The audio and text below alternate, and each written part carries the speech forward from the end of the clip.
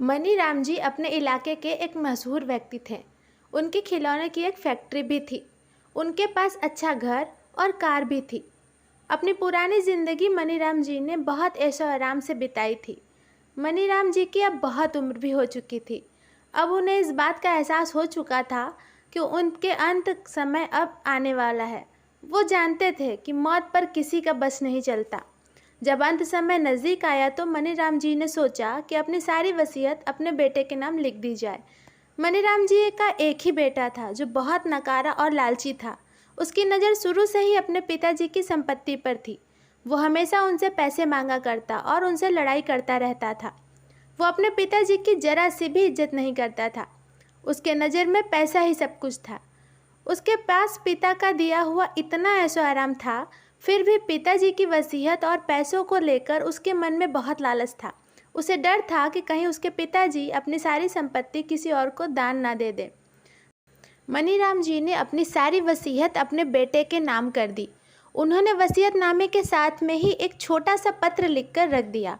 उन्होंने अपने बेटे को अपने पास बुलाया और वसीयतनामे के साथ साथ वो पत्र अपने बेटे को देते हुए उससे बोले कि बेटा, इस पत्र को तुम तभी पढ़ना जब तुम मेरी आखिरी इच्छा पूरी कर दो।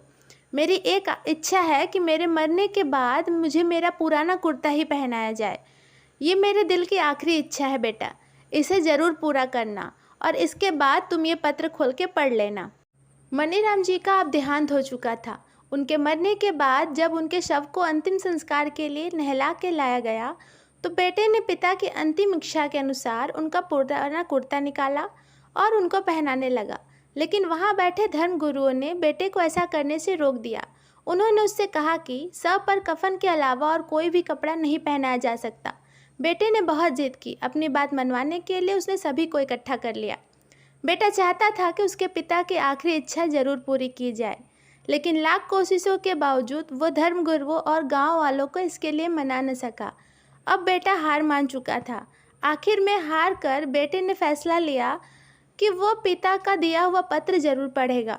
जब उसने पिता का दिया हुआ पत्र खोला और उसे पढ़ा तो पढ़कर सन्न रह गया। उसके रोंगटे खड़े हो गए।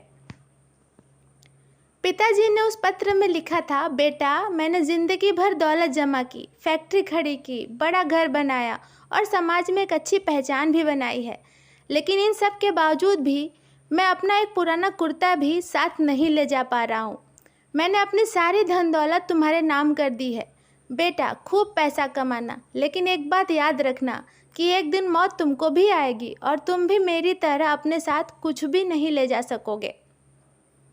बेटा, अपने कर्मों को सदा ऊंचा रखना और इस धन को नेक काम और गरीबों की मदद में खर्च करना। बेटा, मैं जाते जाते तुम्हें एक पिता की वसीयत और नसीहत दोनों देकर जा रहा हूँ। ये सब पढ़कर बेटे की आंखों में आंसू आ गए।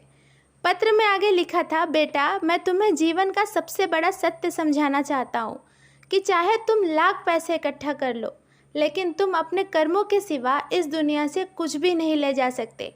खाली हाथ आए थे और खाली हाथ ही जाओगे।